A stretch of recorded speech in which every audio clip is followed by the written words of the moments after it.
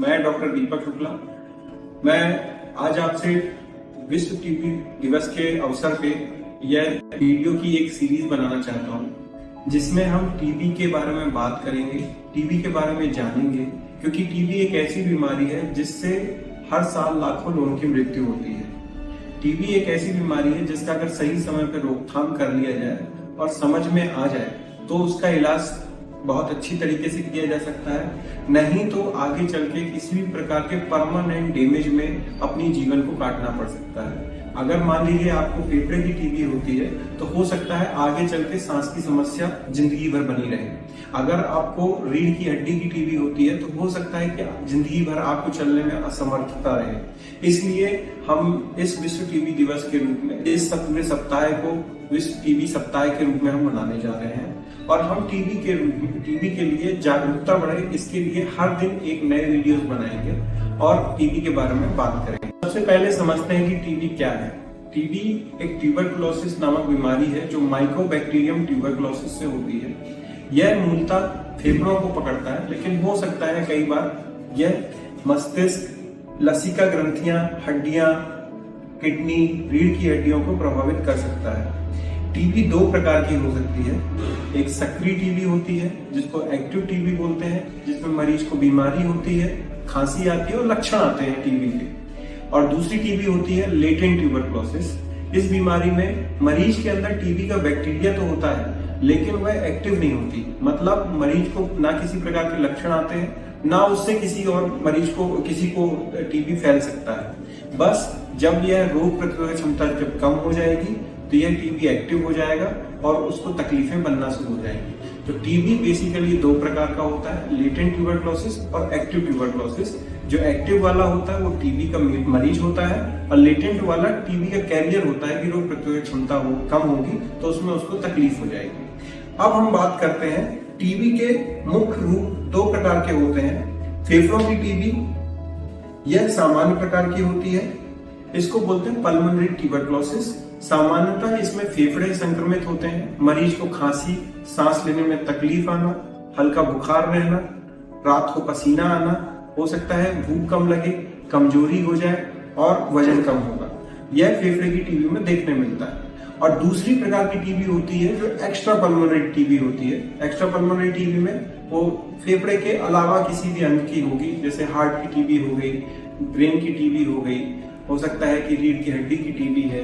तो ये अलग अलग जगह की टीबी होती है। कई बार गांठों की टीबी होती है कि गांठ फूल जाती है।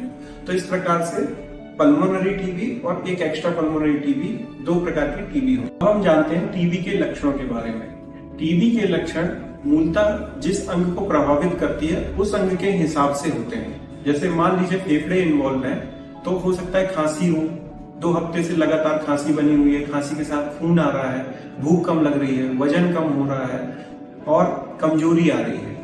हो सकता है कि अगर यही मस्तिष्क की टीबी है तो मरीज को झटके आ रहे हैं, उसको चक्कर आ रहा है, बुखार आता है, काम करने में तकलीफ होती है। अगर रीढ़ की हड्डी है तो चलने में तकलीफ आती है, पीछे दर्द रहता है। तो अलग अलग प्रकार की टीबी अलग अलग अंग के इन्वॉल्व होने पे अलग अलग प्रकार के लक्षणों के साथ आती है। अगर आपको बेसिक लंबे समय से बुखार बना हुआ है, भूख कम लग रही है, वजन कम होते जा रहा है, तो अपने डॉक्टर से मिलना चाहिए। यह टीबी के बेसिक लक्षण होते हैं। अब बात करते हैं टीबी कैसे फैलता है। टीबी सामान्यतः हवा के द्वारा फैलता है। अगर कोई संक्रामक व्यक्ति बैठा है जिसको फेफड़े की टीबी है तो जब वह खांसेगा तो वह हवा के द्वारा एक नॉर्मल व्यक्ति को आ सकता है। इसलिए यह ध्यान रखना है कि अगर कोई संक्रामक व्यक्ति है, किसी को टीबी से संक्रमित है, तो ऐसे समय पे हमें मास्क का उपयोग करना चाहिए और जो मरीज है जब किसी से बात करे तो उसे मास्क का उपयोग करना चाहिए। इसे कई बार लोग बोलते हैं कि बर्तन से फैलता है क्या, छूने से फैलता है क्या।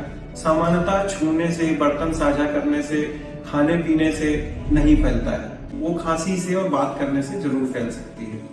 अब हम बात करेंगे इससे कैसे बचाव किया जा सकता है। जब भी हम भीड़ भाड़ वाले इलाके में जाएं जहां ये मरीज ज्यादा है या जैसे हॉस्पिटल में अगर जाते हैं तो मास्क पहन के जाएं। जो मरीज संक्रमित है उससे जब मिलने जाए तो मास्क पहन के जाए और मरीज को भी बोले कि मास्क पहन के रहे। मरीज का घर, मरीज जो जहां भी रहता है तो उसको ऐसा कमरा दें जहां पास वेंटिलेशन प्रॉपर है, खिड़कियां हैं जहां से हवा आ जा सकती है। तो इस तरीके से हम टीबी से बचाव कर सकते हैं।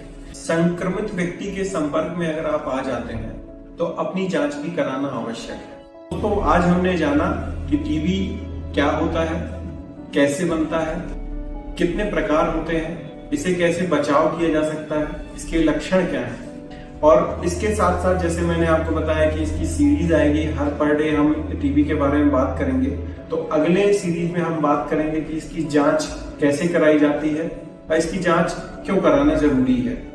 तब तक के लिए स्वस्थ रहें, व्यस्त रहें, और आप यह वीडियो अगर आपको अच्छा लगा है तो जो आपके बीच में लोग हैं उन तक पहुंचाएं, शेयर करें। तब तक के लिए स्वस्थ रहें, अपना ध्यान रखें। धन्यवाद।